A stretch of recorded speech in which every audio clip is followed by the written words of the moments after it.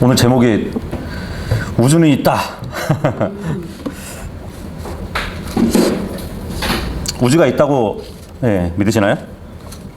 이제 우주라는 그 개념은 별들이 있는 그 공간을 넘어서 모든 사물과 시간이 존재하는 그 공간을 얘기하는 거예요. 그러니까 성경적으로 보면은, 성경적으로 우주다 이러면은 하나님의 전체적인 집, 그렇게 볼 수도 있거든요. 보통 그 주택가 이렇게 보면은 전체 집이 딱 있는데 울타리부터 이렇게 있어요, 그죠? 울타리가 있고 잔디밭이 있고 또 층수가 있으면 뭐 1, 2, 3층 되는 집도 있고, 그리고 그 밑에는 또 지하실도 있고, 그죠? 그러한 집들도 있잖아요. 보통 이 우주라는 것은 한문으로 보면은 이제 지부, 집주, 그러죠? 똑같은 집이에요, 그죠? 똑같은 집인데 이 지부 할 때 이 우는 상하 공간을 얘기해요. 위하고 아래, 그리고 좌우, 이 공간을 얘기합니다. 그리고 집주 할 때 이 주는 과거, 현재, 미래의 시간을 뜻해요. 그렇다면은 우주라고 하면은 공간과 시간을 다 이렇게 아우르는 말이라고 보시면 되거든요. 그래서 이 우주라는 용어 자체가 잘못된 것이 아니라 그 용어를 잘못 적용해서 쓰는 게 문제예요. 어디에 한정적으로 쓰인단 말이에요. 그죠? 우리는 잘 알고 있죠? 저 하늘에 별들이 떠 있는 그 공간만을 우주라고 생각한단 말이에요. 물론 이제 과학자들은 이 지구를 떠나서 그 우주 공간은 굉장히 넓고 엄청난 이제 공간이 있다고 얘기를 하지만 성경적으로 볼 때는 꼭 그렇지는 않습니다. 근데 성경에 보면은 이제 모형들이 있고 실체들이 있어요, 그죠? 현재 있는 것들을 실물 아니면은 실체라고 이렇게 얘기를 하는데 그 실체를 따라서 만들어진 모형들이 있단 말이죠. 대표적으로 뭐가 있을까요? 대표적으로 성막이 있죠, 성막. 그죠? 히브리서 8장 5절 보시면 이 제사장들은 모세가 성막을 만들려 할 때 하나님께 권고받은 바와 같이 하늘에 있는 것들의 본보기와 그림자를 섬기나니 이는 그분께서 이르시되 너는 조심하여 산에서 내게 보여준 양식에 따라 모든 것을 만들라 하시기 때문이라. 주님이 산에서 보여준 그 양식대로 만든 성막은 하늘에 있는 것들의 어떻게 보면 모형이란 말이에요. 그렇다면은 실체는 하늘에 있는 성막, 성전을 얘기하겠죠, 그죠? 그것에 대한 모형이니까. 그래서 그 뒤에 보시면 9장 24절에도 보면 이는 그리스도께서 참된 것에 모형들인 손으로 만든 거룩한 처소로 들어가지 아니하시고, 참된 것의 모형, 이 땅에 만들어진 성전, 그쪽으로 들어가지 않으시고 이제 우리를 위해 하나님 앞에 나타나시려고 하늘 그 자체로 들어가셨기 때문이라 그럽니다. 이렇게 보면 하늘 그 자체가 땅의 성막 또는 뭐 땅의 성전의 실체가 저 하늘이라는 말씀을 해주고 계시는 거잖아요, 그죠? 그래서 이 모형이라는 것은 실체와 완전히 일치하진 않지만 그 실체를 반영해 보여주는 것이 바로 모형이라고 볼 수 있어요. 그런데 우주라는 것도 모형이 있다는 것이에요. 보통 이제 모든 것을 만드신 하나님은 삼위일체 하나님이시죠, 그죠? 근데 창조물들은 삼위일체 하나님이 만드셨으므로 셋으로 구분되는 그러한 창조물들이 많아요. 물론 주님은 셋으로 구분되는 동시에 하나로 연합되어 있는 하나님이죠, 그죠? 인간 같은 경우 그렇잖아요. 삼위일체 하나님의 형상을 따라서 창조되었는데 영, 혼, 몸으로, 그죠? 지어졌단 말이에요. 마찬가지로 하나님의 전체적인 집, 이 우주라는 것도 세 부분의 하늘로 구분되어집니다. 여러분들 이제 프린터물에 나와 있는데 하나님은 아버지, 아들, 성령 이렇게 삼위일체인 것처럼 인간은 혼, 몸, 영. 왜 순서가 영혼, 몸이 아니고 혼, 몸, 영일까요? 그 위에 아버지는 우리의 혼과 같고 아들은 보여지는 우리의 몸과 같고 성령님은 또 영과 부합되시는 분이니까 이렇게 순서를 둔 거예요. 그런 것처럼 이 하늘도 우리가 뭐 기본적으로 알고 있는 성경 상식이지만 첫째 하늘이 있고 둘째 하늘이 있고 셋째 하늘이 있다는 거. 그렇게 만들어 주셨다는 것이에요. 그래서 하나님은 하늘을 어떻게 보면 층으로 구분하신 거예요. 그죠? 네. 여기서 아래서 위로 올라가니까 1층, 2층, 3층. 이런 식으로 구분을 하신 거죠. 아모스 9장 6절을 보시면 그는 하늘에 자신의 여러 층을 건축하고 땅에 자신의 군대를 세운 자요 바다의 물들을 불러 지면에 그것들을 쏟는 자니 주가 그의 이름이니라. 여기 보니까 여러 층으로 건축을 했대요. 그죠? 보통 첫째 하늘 하면은 어디까지의 영역이죠? 새들이 날아다니고 그리고 구름이 떠다니는 그 곳까지죠. 그리고 둘째 하늘 하면은 해가 있고 달이 있고 또 별들이 있는 그 곳을 둘째 하늘이라고 합니다. 그리고 보통 셋째 하늘 하면은 이 별자리들을 지나가지고 그 위에는 물을 또 지나요. 물층이 있단 말이죠.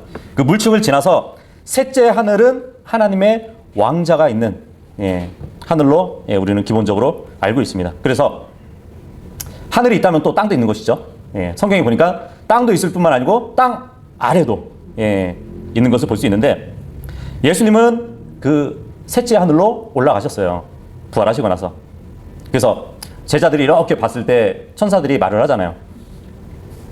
왜? 어찌하여 서서 하늘을 바라보냐고. 그죠?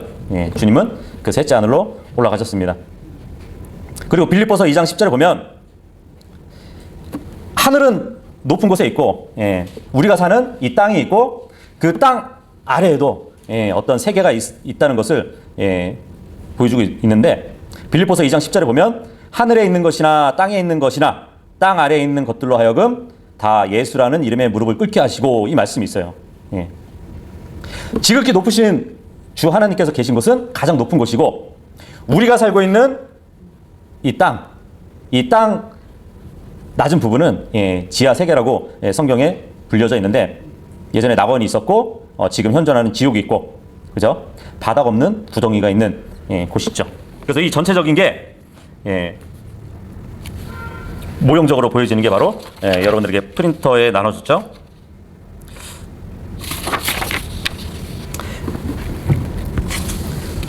그 첫 번째 우주라고 써 있는 거 있죠. 이거는 둥근 지구를 믿는 사람들의 관점에서 보여지는 것이에요. 물론 이제 성경을 믿지만 둥근 지구를 믿는 그분들의 관점에서 써 있는 거죠. 그러니까 저 우주 안에, 그러니까 지금의 스페이스, 그죠? 별들이 있는 그 중간에 지구가 있고, 지구의 대기권 안에 이제 하늘이 있을 거고, 이 검은색 부분이 둘째 하늘이라고 얘기하겠죠. 그리고 위에 리워야단이 있고 물층이 있고 그 위에 하나님이 좌장하신 셋째 하늘로 이렇게 그려지고 있습니다. 그리고 위에 그 물과 물을 나눈다고 했잖아요. 위에 물이 있고 밑에 보니까 물이 있어요. 그죠? 이렇게 나눠졌다고 얘기를 하고 있습니다. 그 옆에 보면은 성막 있죠? 성막 보니까 뜰이 있고 성소가 있고 지성소가 있고 이게 첫째 하늘, 둘째 하늘, 셋째 하늘 보통 이렇게 우리가 알고 있는 성경 상식이죠. 그리고 그 옆에 예루살렘의 지형을 보면 위에 보니까 성전이 있어요. 그죠? 성전이 있고 그 밑에 뭐가 있냐면 물이 있어요. 그리고 그 밑에 보면은 흰놈의 골짜기가 있고 그죠? 이것도 어떻게 보면은 흰놈의 골짜기는 땅 아래로 봐야겠죠. 그죠? 그리고 지상이 있을 거고 그 물은 물층을 통과해서 올라가면은 성전이 이렇게 나타나는 것처럼 하늘의 모형을 보여주는 것입니다. 마찬가지로 그 이스라엘 또 이렇게 큰 지도를 보면은 그러니까 예루살렘이 이제 위쪽에 있는데 여기 잘 표시가 안 돼 있네요. 예루살렘의 밑으로 내려오면은 이제 여기 사해 바다가 있어요. 그죠? 그리고 사해 바다 밑에는 소돔과 고모라 불로 멸망당한 그 도시가 있는 거죠. 이렇게 해서 이제 어떻게 보면은 이 하늘에 모형적으로 이렇게도 우리가 볼 수 있습니다. 성경에 보면은 저 하늘에 있는 주님이 계신 곳을 시온산이라고 불러요. 네. 그런데 그 시온산은 실제적으로 이스라엘 예루살렘으로 가면은 시온산이라고 또 있어요. 네. 보통 우리는 산 하면은 보통 삼각형을 생각하잖아요. 그죠? 예. 산 하면은 누가 원으로 생각하는 사람은 없죠. 그죠? 네. 산 하면은 삼각형으로 우리가 생각한단 말이에요. 그래서 성경에는 이제 두 개의 시온산이 있는데 셋째 하늘의 시온산 그리고 이 땅에 있는 시온산이 있습니다. 근데 셋째 하늘에 있는 시온산은 성경에 보면은 북쪽에 있다고 그래요. 북쪽. 예. 그 북쪽은 사탄이 올라오고자 했던 그 방향이죠. 그죠? 예. 그래서 보통 뭐 삼각형 하면은 뭐가 떠오르시나요? 예. 뭐 입체적 삼각형 하면은 피라밋이 생각나겠죠. 그죠? 예. 그래서 이 전체적인 우주에서 하늘 부분의 그 우주의 모양은 피라미드를 옆에서 이렇게 바라봤을 때 그 모양처럼 삼각형의 모형이라고 볼 수 있거든요. 이 우주라는 것은 단면이 아니라 공간이란 말이에요. 공간이고 입체이기 때문에 여러 면들이 있는 피라미드 같은 모양이라고 볼 수 있습니다. 주님이 자정하신 그쪽은 북쪽이라고 우리는 볼 수 있거든요. 시편 75편 6절 7절에 보시면 이는 높이는 일이 동쪽에서나 서쪽에서나 남쪽에서 나오지 아니하며 오직 하나님께서 재판장이 되시기 때문이니 그분께서 이 사람을 낮추시고 저 사람을 높이시느니라. 하나님이 사람을 높이는데 그 높이는 일이 어디서 오냐면 동쪽도 아니래요. 서쪽도 아니고 남쪽도 아니래요. 그렇다면 북쪽이겠죠. 그죠? 북쪽에 주님이 계신다는 거죠.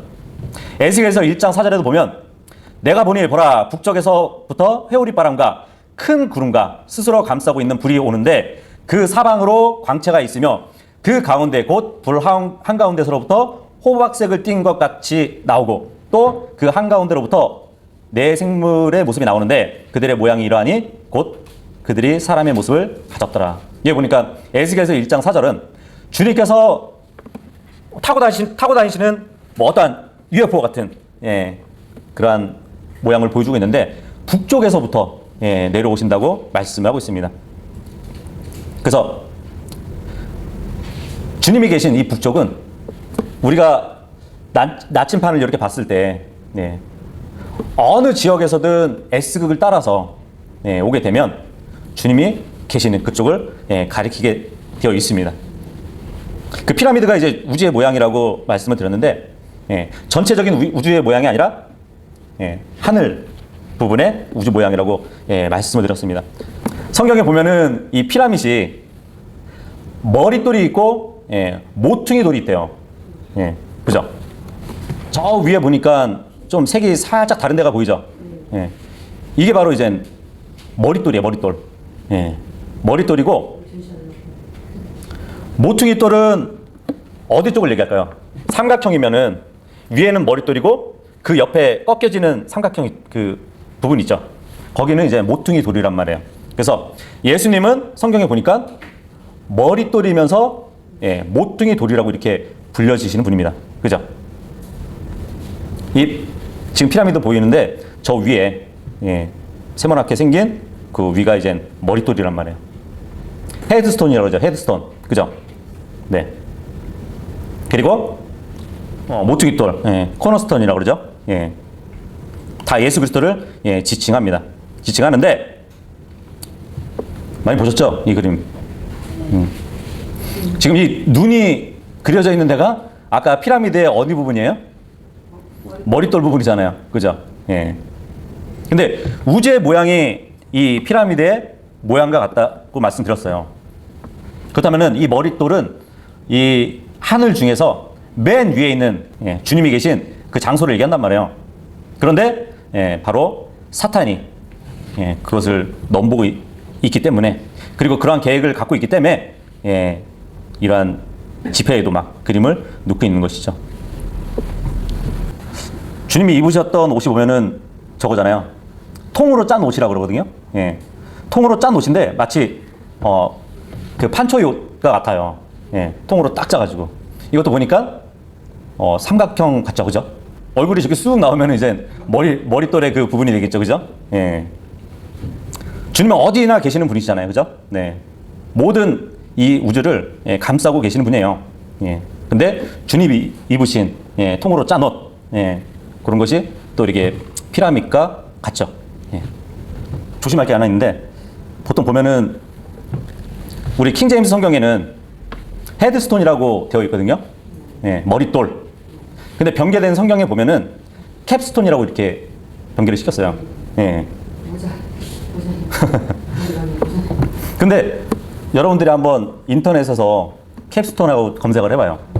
어떤 돌이 나오는지 아세요? 이런 피라미드 위에 이 머릿돌이 안 나오고 이렇게 나와요. 예. 맨 위에 캡스톤 나오죠. 예. 어떻게 보면은 이것도 진리를 가려버리는 거잖아요, 그죠? 예. 그래서 전체적인 이제 우주 모양에서 하늘 쪽 우주 모양은 피라미드 같은데 캡스톤이라고 이렇게 검색을 하면은 이런 엉뚱한 건물이 나와버리는 거예요. 예. 이 피라미드 건물 형태는 예수님께서 머릿돌이 되시고 우리 교회의 영적인 건물과도 관계가 있어요. 그래서 에베소서 2장 20절에서 22절 보시면 사도들과 대언자들의 기초 위에 세워진 자들이 바로 우리라고 그래요. 그리고 그 기초 위에 세워진 그 건물에 예수 그리스도께서 친히 으뜸 모퉁이돌이 되신다고 말씀을 하고 있습니다.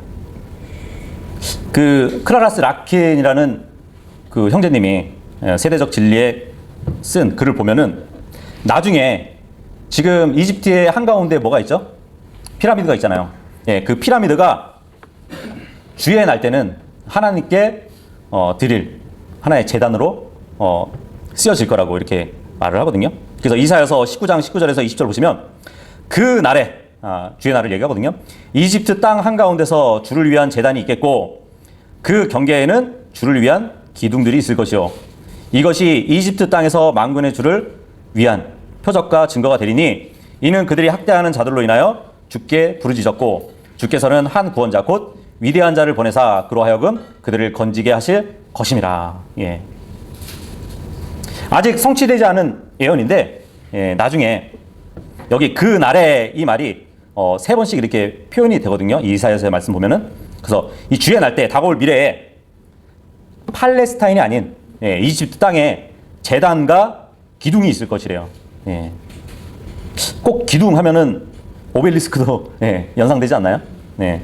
그런데 이 제단, 지금 이사야서 19장에 나오는 제단이라는 이 말 뜻이 뭐냐면 히브리어로 하나님의 사자라는 뜻이에요. 예. 이집트의 그 피라미드 앞에 보면은 뭐가 있죠? 사자가 있잖아요. 사자, 스핑크스, 그죠? 예. 그래서 이제 라킨 형제님이 이 주님께 이제 쓰여질 제단으로 될 것이다 그러거든요. 그렇다면 저기 피라미드를 누가 지었을까요? 지금의 과학자들 아무리 건축학자도 마찬가지로 건축학자들도 이거를 사람이 지을 수 있는 가능성이 없어요. 예. 그래서 이전에 하나님이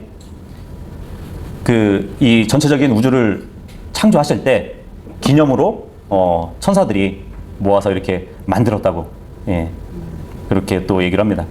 욥기서 38장 4절에서 7절 보면은 주님이 그런 말씀을 하시거든요. 내가 땅에 기초들을 놓을 때 네가 어디 있었느냐? 네가 명철이 있거든 밝히고 와라. 누가 그 치수를 정하였는지 네가 아느냐?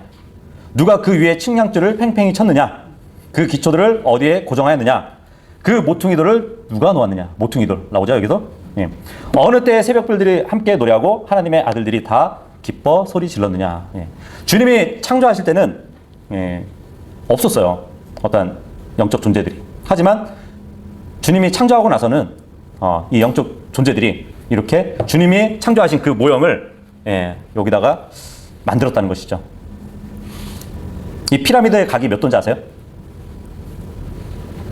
60도예요. 60도. 그러면은 그 60도면은 60 더하기 60 더하기 60 더하기 666이네, 그죠? 예. 그렇게 되면 180이라는 값이 나오죠. 그런데 지금 말씀드렸다시피 하늘 부분의 우주 모양이라고 그랬잖아요. 이 땅 밑에 모양에 거기까지 합쳐져야 이제 전체적인 우주의 모양이란 말이에요. 그렇다면은 요 밑에 이제 지금 위에 피라미드가 있고 대칭으로 밑에 피라미드가 또 있는 건데 그것까지 계산하면은 120 더하기 120 더하기 120이 되겠죠. 그러면 360이 나오겠죠. 이 우주라는 공간은 공간뿐만 아니고 시간도 들어가 있다고 그랬잖아요. 성경적인 한 해가 나오는 거죠. 361. 그죠? 이 피라미드 사람들이 이렇게 많이 탐사를 하잖아요. 근데 그 피라미드 지하에 숨겨져 있는 거대한 미궁이 또 발견됐대요. 발견됐는데 이집트 정부에서 탐사를 허락하지 않게 한대요.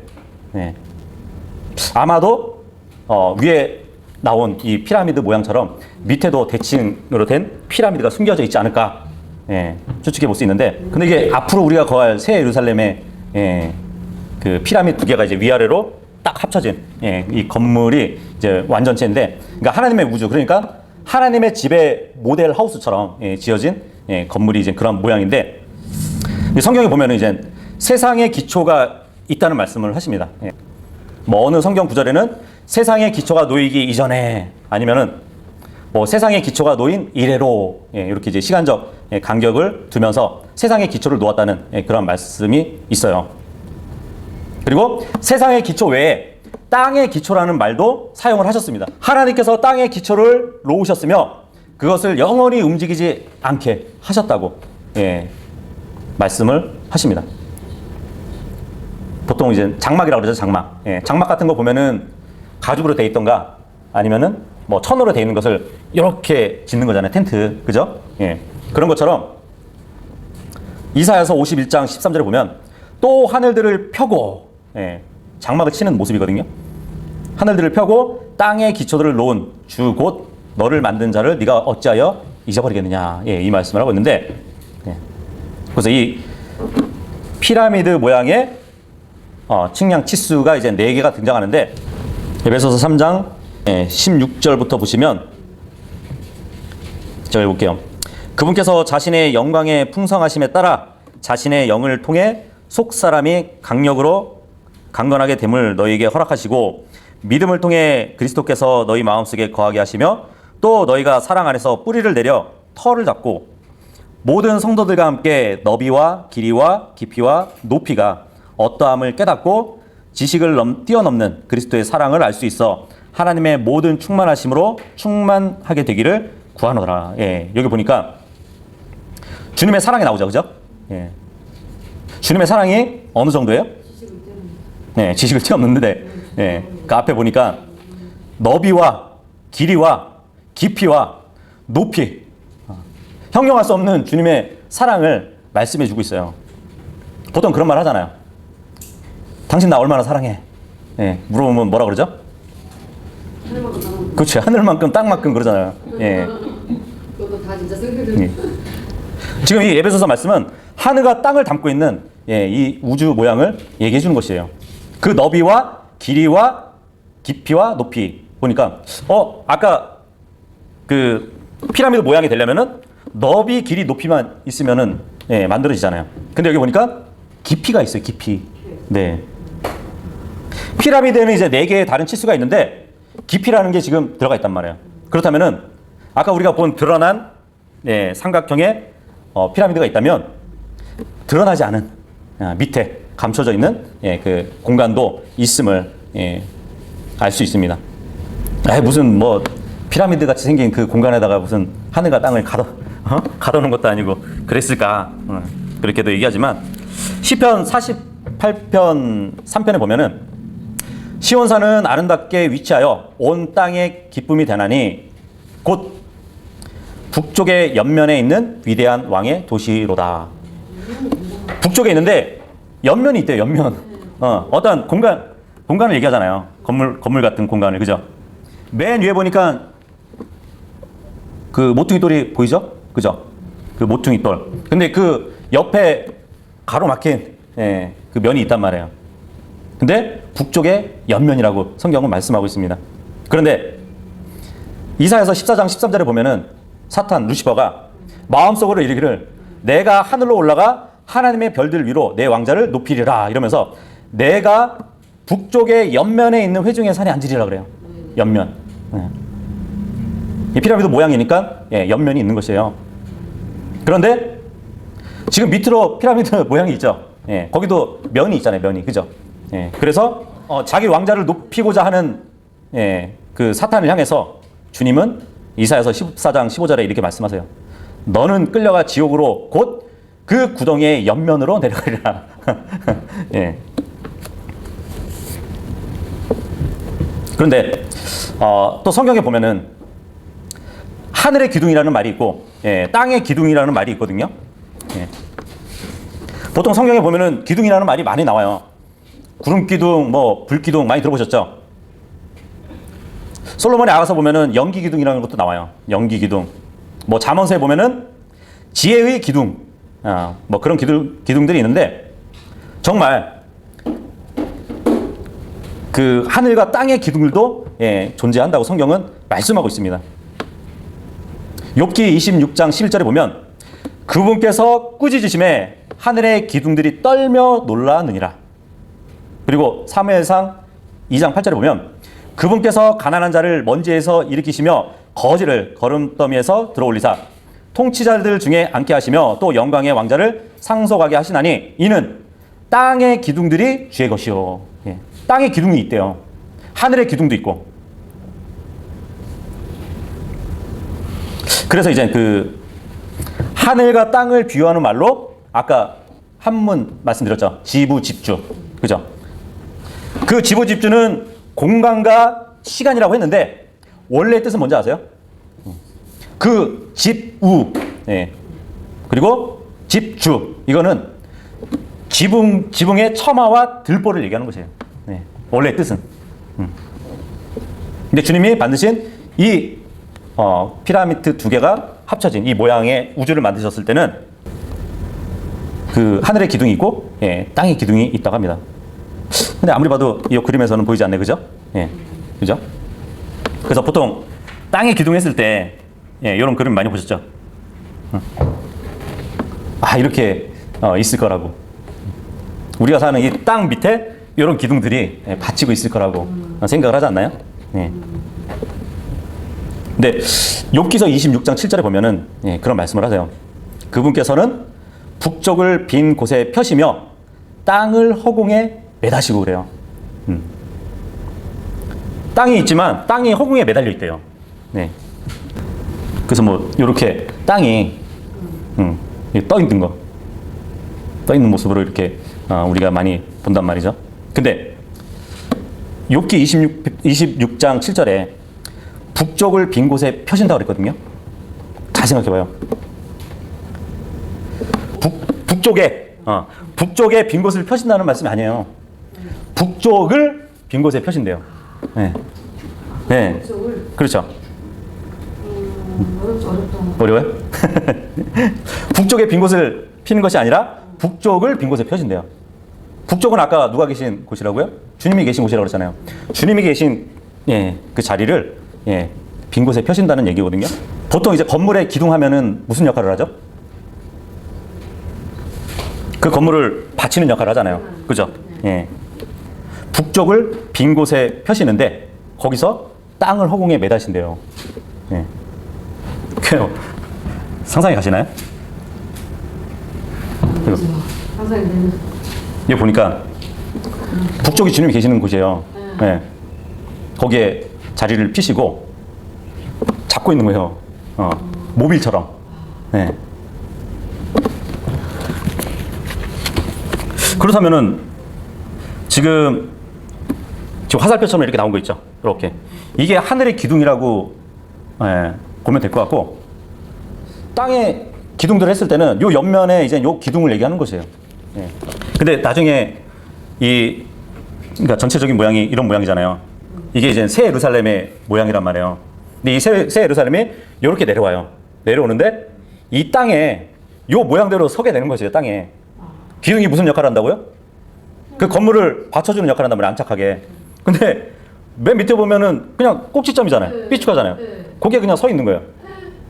이게 땅이 기둥이라고 우리가 보시면 돼요. 물론 이제 지금 하늘이 이렇게 있지만 원 창조가 있었고 또 심판이 있었고 재창조라는 게 있었잖아요, 그죠? 창세기 1장 1절 2절 보시면 처음에 하나님께서 하늘과 땅을 창조하시니라. 그런데 땅은 형태가 없고 비어 있으며 어둠은 깊음의 표면 위에 있고 하나님의 영은 물들의 표면 위에서 움직이시니라, 이 말씀이 있는데, 처음에 하나님이 완벽한 하늘과 땅을 창조하셨지만 뭔가가 이상하게 된 거잖아요. 막 땅이 형태가 없고 비어 있게 됐어요. 그래서 어떤 분들은 이것은 이 워즈가 becam이 될 수 없다. 그러니까 땅은 형태가 없고 비어 있게 되었다, 이렇게 해석을 하면 안 된다.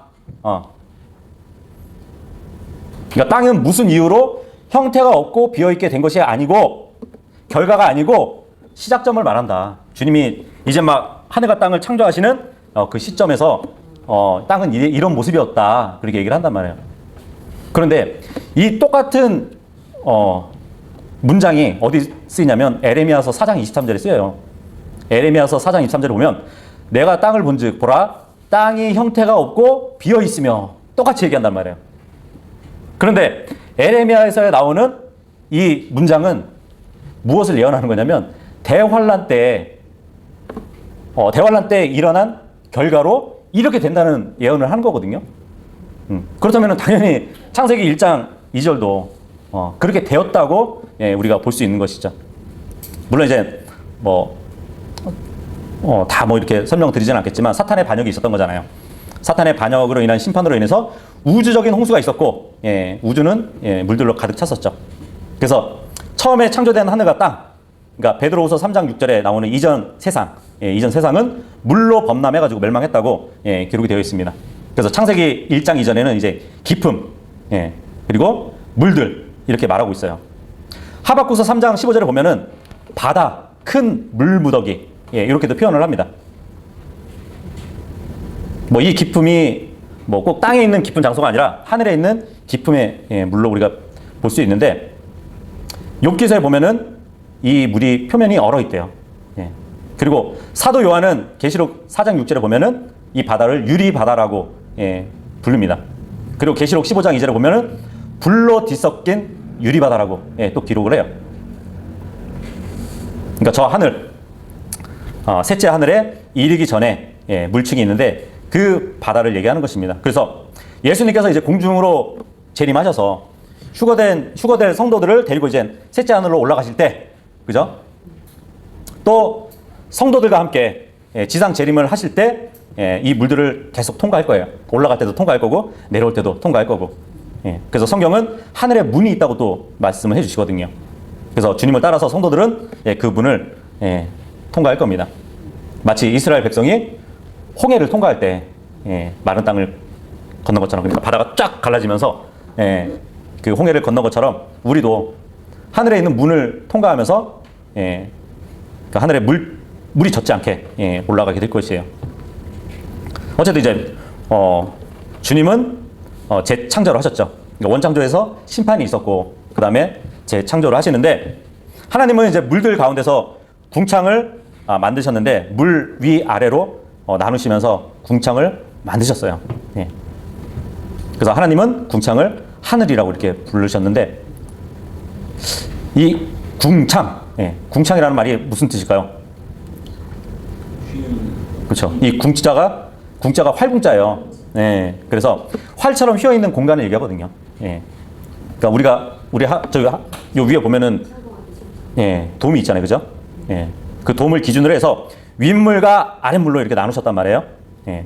아랫물은 우리가 지금 보는 바다라고 보시면 되고, 위에는 이제 하늘 위에 있는 물층으로 보시면 됩니다. 그래서 우리는 보통 하늘은 하나님이 계신 셋째 하늘, 그죠? 그 아래 하늘은 해, 달, 별들이 있는 둘째 하늘, 그리고 새와 구름이 있는 첫째 하늘로 이렇게 나누어서 말씀드린다고 했잖아요, 그죠? 그런데 성경을 자세히 보면은 꼭 그렇게만 보이지 않는 기록들이 있어요. 한번 찾아볼까요? 열왕기상 8장 27절. 그러나 하나님께서 참으로 땅에 거하시리니까 보소서 하늘과 하늘들의 하늘이라도 주를 품을 수 없거든 내가 건축한 이 집이야 얼마나 더 그러하오리까. 여기 보니까 하늘을 몇 개의 하늘을 얘기하는 것 같죠? 네 개. 하늘과 하늘들의 하늘. 예. 이거는 이런 뜻으로 얘기한 거라고. 지금 아무리 많은 하늘이라도 예, 주님을 품지 못한다. 이런 과대적으로 이렇게 기록을 한 거라고. 수많은 하늘들이 있을지라도 주님을 품지 못한다는 그 의미로 쓰여진 거라고. 예, 그렇게 예, 주장할 수도 있을 것이에요. 그렇다면은 느헤미야서 9장 6절도 한번 보도록 할게요. 주 곧 주께서만 홀로 주시니 주께서 하늘과 하늘들의 하늘과 그것들의 모든 군대와 땅과 그 안의 모든 것과 바다들과 그 안의 모든 것을 지으시고 그것들을 다 보존하심에 하늘의 군대가 주께 경배하나이다. 여기 하늘은 또 몇 개 하늘을 얘기하는 것 같나요? 아까 그 구절과 같죠? 하늘과 하늘들의 하늘과. 예. 못해도 한 4개 정도는 얘기하는 것 같지 않나요? 그죠? 예. 자, 이제 잘 따져보세요. 예. 분명히 저 위에는 궁창의 물이 있어요. 그죠? 예. 그 궁창의 물을 기점으로 해서 예, 하늘을 나눌 수 있음을 이제 보여주거든요. 욥기서 15장 15절. 보라, 그분께서 자신의 성도들을 신뢰하지 아니하시나니 참으로 하늘들이라도 그분의 눈앞에서 깨끗하지 아니하거든. 이번에 하늘들 했을 때는 어디 하늘들을 얘기할까요? 분명히 하나님이 계신 하늘은 아닐 것이에요. 그죠? 왜냐면은 더러운 하늘이니까. 예. 우리가 살고 있는 이 첫째 하늘과 해달별이 있는 둘째 하늘을 얘기하겠죠. 그죠? 예. 그리고 뒤로 넘겨서 시편 8편 3절 보시면 주의 하늘들, 예, 여기서 복수죠. 곧 주의 손가락으로 지으신 작품과 주께서 정하신 달과 별들을 내가 깊이 생각하오니. 달, 별 나오죠. 그럼 여기서 하늘들은 네, 첫째 하늘, 둘째 하늘을 얘기할 거예요. 그죠? 예. 하나님이 만드신 피조물이 있는 하늘이니까. 그러면은 그 앞으로 넘겨서 시편 2편 4절 한번 보시면 시편 2편 4절 보시면 하늘들에 앉으신 분께서 웃으시며 주께서 그들을 비웃으시리로다. 여기 하늘들에 앉으셨대요. 이 하늘들은 어딜까요? 그러니까 원래 하늘이 아니고 하늘들이죠. 이거는 주님은 어느 곳에나 계시기 때문에 이 하늘들은 뭐 첫째 하늘, 둘째 하늘, 셋째 하늘도 된다고. 예, 그렇게 얘기할 수도 있겠죠. 그죠? 그렇다면은 역대하 6장 33절도 한번 가보도록. 역대하 6장 33절에 보시면 그때 주께서는 하늘들에서부터 곧 주의 거처에서부터 들으시고. 여기도 하늘들이래요. 근데 하나님의 거처래요. 네.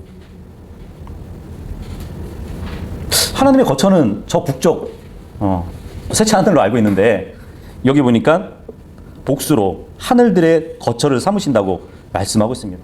종합해 보면은 지금까지 본 것 다 보면은 4개의 하늘을 얘기하는 것 같아요. 그죠? 그렇지 않나요?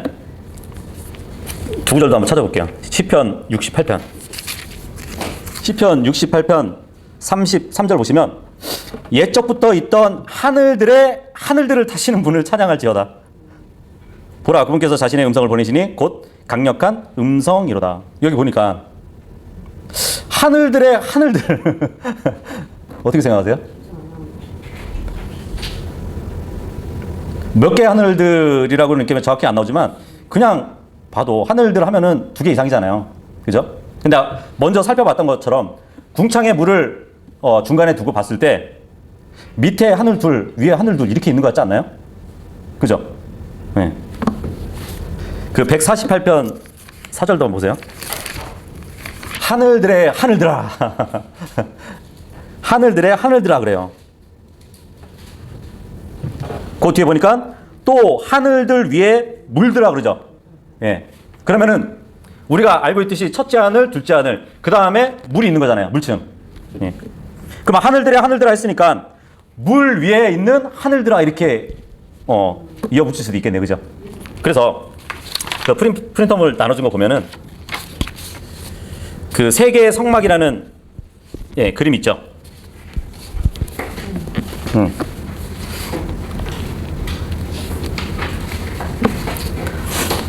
뭐 하늘의 성막, 지상의 성막, 사람의 성막 이렇게 그림 세 개가 있잖아요.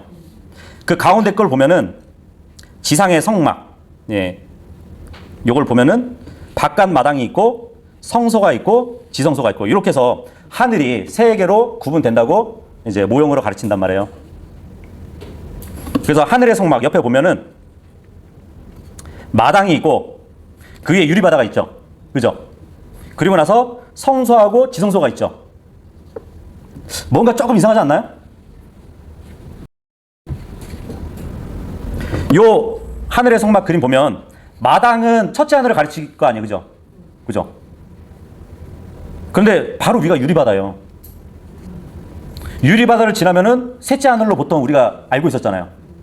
근데 성소하고 지성소가 있어요. 그죠? 근데 어떻게 보면은 이 뭐 번제단 그리고 마당 여기까지가 이제 둘째 하늘까지 있다고 봐야 되지 않을까. 그리고 유리바다 물층을 넘어서 성소, 지성소 이렇게 네 하늘로 나눠야 되지 않을까. 그래 봐야지 않나요? 그리고 세 번째 보면은 사람의 성막이라고 되어 있죠. 여기도 보면 몸, 혼, 영 이렇게 돼 있잖아요. 근데 성령님이 들어오셨어요. 그렇게 되면 몸, 혼, 영, 영이에요. 그죠?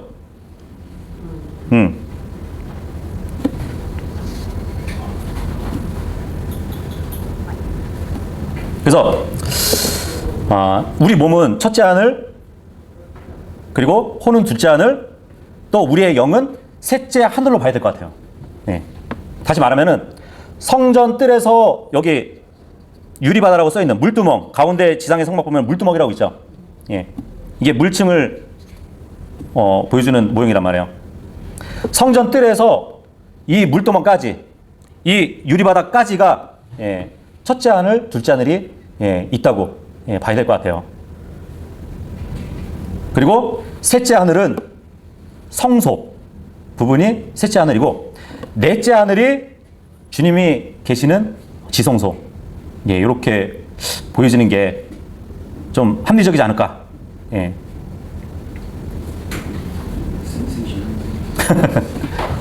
우리 교회는 에베소서 2장 6절에 보면은 뭐라고 말씀하시냐면 그리스도 예수님 안에서 함께 하늘의 처소들에 앉아 있다고 그래요.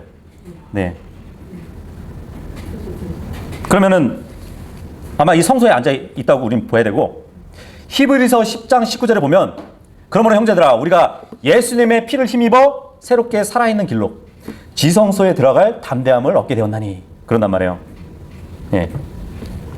성소에서 지성소로 바로 우리가 들어갈 수 있는. 우리 영적으로는 저 하늘 성소에 있단 말이에요. 근데 예수님의 피를 힘입어서 주님의 보좌까지 나갈 수 있는 것이에요. 근데 예수님이 십자가에서 달리시고 죽을 때 이 땅에 성전에 휘장이 찢어졌잖아요. 그걸 예수님의 몸이라고 이제 말씀을 하시는데, 예수님의 몸에 찢기고 죽으시고 하실 때 이 성전의 지성소와 성소하고 가로막혔던 휘장이 찢어져 버렸잖아요. 그죠? 그래서 한 장소가 된 거예요. 여기 그림에 사람의 성막도 보면은 우리가 몸, 혼, 영 이렇게 세 개로 구분되어 있지만 성령님이 들어오셔가지고 우리의 영과 하나가 된 거예요. 그렇죠? 우리는 세 부분이었지만 성령님이 들어오시면 네 부분까지 보여지긴 하지만 결국 거듭난 내 영과 하나님의 영이 하나 되었기 때문에 세 부분으로 볼 수 있는 거죠. 그래서 이제 와서 성소와 지성소가 휘장이 없어지고 하나가 됐으니까 이제는 첫째 하늘, 둘째 하늘, 그 다음에 셋째 하늘 하면 이제 그 합쳐진 지성소와 성소가 합쳐진 그 하늘로 보여지게 되는 것이 아닐까 생각도 해봅니다. 또 뭐 그림 보고 또 그런 말도 하겠죠. 아니 그러면은 하늘의 성막과 사람의 성막하고 비교해봤을 때 그러면 우리 혼이 둘째 하늘에 위치해 있어야 되는데 둘째 하늘은 영적 사악함과 그 치리자들이 거기에 처소를 잡고 있는데 그건 좀 위치적으로 맞지 않지 않냐 그렇게 얘기를 할 수 있을 것 같아요. 그런데 과연 이 악한 세력들이 둘째 하늘에 있을까요? 뭐 이제 둥근지구를 믿는 분들은 뭐 어느 뭐 행성에 뭐 자리를 잡고 이렇게 뭐 있기도 하고 뭐 그 공간을 활용한다고 하는데 에베소서 2장 2절 한번 보도록 할게요. 지나간 때에는 너희가 그것들 가운데서 이 세상 행로를 따라 걸었고 공중의 권세 잡은 통치자 곧 지금 불순종의 자녀들 가운데서 활동하는 영을 따라 걸었느니라. 여기 보니까 분명히 에베소서 6장 12절에는 어둠의 치리자들이 높은 처소에 있다고 그랬어요. 근데 에베소서 2장 2절 보니까 공중 권세를 잡은 통치자를 따랐대요. 약한 치리자잖아요. 그죠? 예. 그럼 높은 처소가 둘째 하늘일까 과연? 성경에 보면은 하나님이 계신 곳도 높다 그러고 지상에 있는 산도 높다 그러는 표현을 써요. 그런데 마귀는 공중 권세를 잡은 자라고 해요. 예. 그 파워가 어디까지 미치냐면 에어까지 미친대요. 예. 더 에어 나오잖아요. 그죠? 그렇죠. 더 에어 하면은 공기층에 있는 하늘까지잖아요. 그죠? 그래서 창세기 1장 26절 이 에어라는 말이 처음 등장하는 구절 보면은 어느 정도 영역이냐면 공중의 날짐승들이 거하는 거기까지가 에어란 말이에요. 거기까지 통치할 수 있는 파워가 있단 말이에요. 그러니까 열린 궁창이라고 우리가 보통 얘기하죠. 그 마귀의 영역이 거기까지란 말이에요. 근데 놀라운 사실은 우리가 휴거될 때 공중에서 주님을 만난대요. 굉장히 근접하게 오셔서 우리가 만나서 하늘로 올라간단 말이죠. 저 둘째 하늘은 주님을 찬양하는 공간 아닌가요? 그죠? 시편 148편 3절에 보면 해와 달아 너희는 그분을 찬양하라. 모든 밝은 별들아 너희는 그분을 찬양할지어다 그런단 말이에요. 이 별들이 찬양하잖아요. 아까 욥기서 38장 7절에도 새벽별들이 함께 노래하고 그러잖아요. 주님을 찬양하는 공간 거기 바로 둘째 하늘이라는 것이에요. 뭐 여러분들이 영상도 봤겠지만 별은 하늘의 음향 공명이잖아요. 그죠? 예. 그 진동하면서 소리를 내는 그 별들이란 말이에요. 그래서 성능 좋은 카메라로 당겨 보면은 그러한 음향 공명이 이렇게 막 비춰지잖아요. 그죠? 물결 치듯이 이렇게 진동이 치는 것을 볼 수 있단 말이에요. 막 여러 가지 색깔을 내면서. 그죠? 그래서 이 별들은 실제로 하나님을 경배하면서 노래를 지금도 하고 있어요. 특정한 고유의 음색을 지닌 그 악기들이 모인 오케스트라와 같은 별들이 주님을 찬양한단 말이에요. 그런 자리에 마귀가 처소를 잡고 싶겠어요? 어쨌든 이제 하늘까지 봤는데 그러면 땅의 모양은 어떨까요? 땅의 모양. 땅은 뭐 평평하죠. 누가 뭐라고 해도 어떠한 근거가 있다 하더라도 거의 다 거짓인 걸 우리는 잘 알고 있습니다. 속이기 위한. 뭐 여러 가지 이유가 있겠지만 시간상 여기서는 생략하고 사도행전 7장 49절에 보면 주께서 이르시되 하늘은 나의 왕자요 땅은 나의 발받침이라 이 말씀을 하고 있습니다. 땅이 발받침이래요. 발받침이 어떻게 생긴지 아시죠? 뭐 이렇게 생긴 거잖아요. 평평하잖아요. 네. 공 위에다가 이렇게 발 놓고 발받침이라고는 할 수 없을 거 아니에요, 그죠? 사각형으로 생긴 발받침 모양이란 말이에요. 그래서 계시록 7장 1절에도 보면 이것들 후에 내가 보니 내 천사가 땅의 네 모퉁이에 서서 땅의 사방에서 네 바람을 붙잡아 바람으로 하여금 땅에나 바다에나 어떤 나무에도 불지 못하게 하니라. 그런단 말이에요. 네 모퉁이가 있대요, 땅에. 예. 그러면 뭐 100%죠, 그죠? 예. 근데 아까 우리가 요 성전 그림을 봤잖아요. 성막 그림. 이 땅이 발받친 것 같다고 그랬잖아요. 가만히 딱 보면은 이 번제단 같지 않나요? 네? 번제단도 이런 번제단 같잖아요. 저 번제단 안에 불이 타고 있거든요. 네. 우리가 살고 있는 이 땅 아래에서 지옥이 있잖아요. 그죠? 그리고 베드로 후서 3장 7절에 보면 지금 번제단 같은 경우는 뭘 태우는 기구잖아요. 성막에서. 그죠? 예. 근데 이 땅은 베드로후서 3장 7절에 보면은 불사르기 위해서 예비해 두셨다고 그래요. 네. 이 땅도 불로 한번 싹 태워 버리시고 영원한 세계로 들어갈 수 있게 해 주신단 말이에요. 이 번제단은 심판과 관련되는 희생 업무를 태우는 도구예요. 그죠? 예. 새 하늘과 새 땅이 시작하기 전에 이 땅은 불로 정화될 겁니다. 예. 아, 그렇게 되면 이 땅에 있는 사람들은 어디 안전한 곳으로 있어야겠네, 그죠? 자, 그러면은 이제 땅 위는 그렇고 땅 아래, 땅 아래도 모양은 있죠. 아까 우리가 봤던 것처럼. 저 밑에 빨간 부분이 이제 이 지하, 지하에는 뭐가 있나? 뭐 누가복음 16장 보시면은 잘 아시는 거 부자와 나사로 이야기가 있잖아요. 거기 보면은 거지가 죽어서 천사들에 의해 아브라함의 품으로 옮겨졌고 그 부자도 죽어 묻히게 되었더라. 그가 지옥에서 고통 중에 눈을 들어 멀리 아브라함과 그의 품에 있는 나사로를 보고 소리를 지르며 이르되.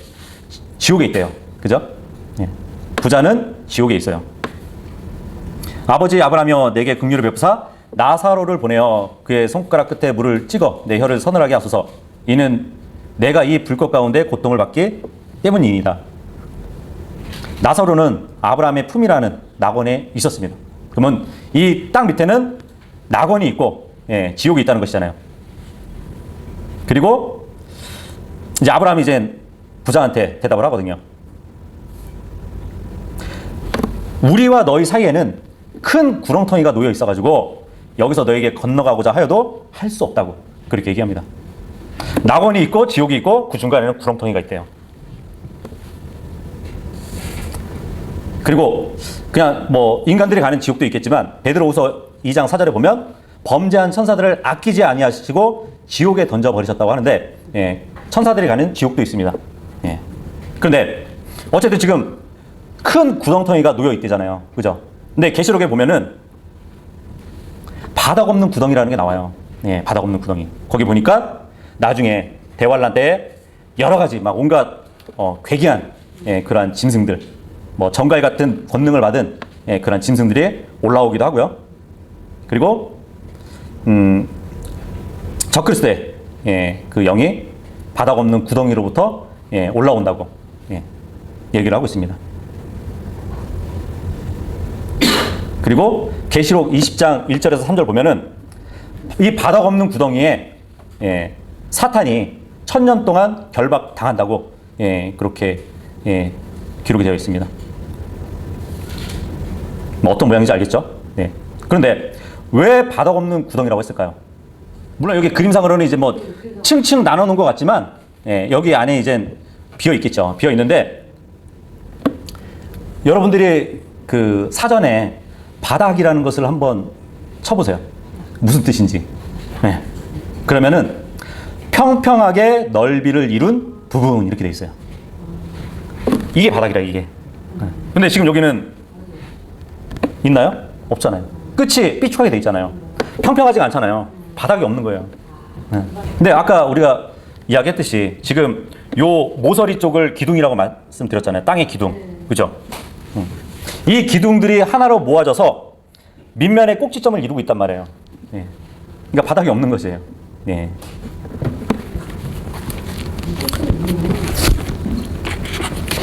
그리고 맨 아래에 뭐 마지막에 불호수가 있게 될 거라는 또 성경 말씀이 있습니다. 어쨌든 뭐 이 전체적인 그러니까 우주라는 그 개념을 알겠죠. 그죠? 과학자들이 얘기하는 그 허무맹랑한 그러한 것보다는 정말 성경에 정말 확인할 수 있는 그러한 우주의 모양을 우리가 오늘 살펴봤습니다. 네, 여기까지 할게요.